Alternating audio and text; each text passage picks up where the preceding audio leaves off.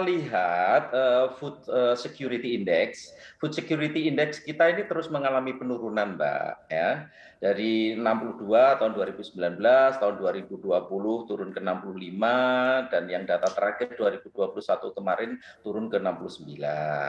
Itu catatannya. Lalu catatan kedua, dari 4 isu food security index, isu natural resources and resilience yang ini amat sangat penting karena kenapa? Karena ini menggambarkan kondisi alam Indonesia terkait dengan pangan dan juga resiliensi Indonesia menghadapi gejolak pangan itu justru paling rendah.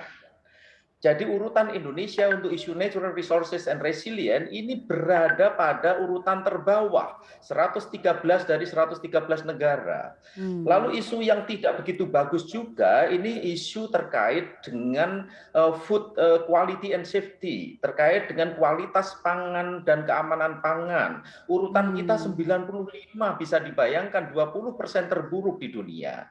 Jadi ini saya kira menjadi catatan penting bagi pemerintah. Lalu yang kedua, yang juga catatan penting bagi pemerintah, kalau dari data ya Mbak ya, untuk impor 8 komoditas utama, itu melonjaknya luar biasa. Tahun 2008 itu baru 8 juta ton, tahun 10 tahun kemudian 2018 sudah 2,27,6 juta ton, meningkat 20 juta ton hanya dalam tempo 10 tahun. 2019 menurun, 2020 menurun sedikit, lalu 2021 kemarin lebih tinggi dibanding tahun 2018, 27,7 juta ton, impor 8 komoditas pangan utama. Jadi lalu hal yang lainnya juga sudah barang tentu kita lihatlah ada konversi lahan pertanian dan sebagainya, pemerintah berusaha keras meningkatkan produksi padi, tapi dari catatan kami, dari data yang ada Mbak, produksi padi selama pemerintahan saat ini itu justru mengalami penurunan. Berapa penurunannya? 0,32% per tahunnya, bisa dibayangkan.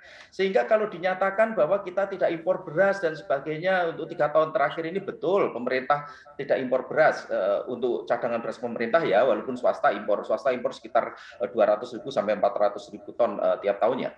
Nah, lalu kok bisa gitu ya, produksi kita menurun, kita masih relatif bertahan terkait dengan beras. Harus diingat bahwa saat ini sudah terganti pergeseran pangan pokok kita dari beras ke gandum. Kalau gandum tahun 70-an itu masih 0% sebagai pangan pokok kita, tahun 2010 itu sudah 18,3%. Tahun 2021 kemarin sudah 27%, Mbak. Jadi pertumbuhan gandum itu 16,5%, sedangkan jauh 10 kali lipat lebih tinggi dibanding laju pertumbuhan penduduk, sedangkan laju pertumbuhan produksi padi selama 20 tahun terakhir ini hanya 0,65%, maaf, jauh lebih rendah dibanding laju pertumbuhan penduduk, sehingga produksi padi tidak bisa mengejar pertumbuhan penduduk. Jadi ini saya kira persoalan serius yang perlu kita pikirkan bersama-sama bagaimana mengantisipasi ini semua ke depannya. Ya, Pak Haikal, ini dari statement Pak Andreas ada sejumlah catatan begitu ya, laju pertumbuhan padi dan juga gandum ini mengalami penurunan. Belum lagi ini mengenai krisis pangan global, salah satu penyebabnya adalah negara-negara penghasil pangan ini menstop ekspornya begitu ya. Apa dampaknya untuk Indonesia, Pak Haikal? Ya, baik, terima kasih. Terima kasih juga kepada Pak Dwi Andreas, masukan yang cukup bagus buat kita pahami. Tapi kalau saya lihat dari segi bahasannya itu negara-negara menahan ekspor dan lain-lain, itu memang sifat-sifat proteksionisme yang sebetulnya kita pun melakukan. Gitu kan. Nah, yang kita perlu sadari bahwa dari dulu kita ini terlalu rileks lah terhadap swasembada pangan kita.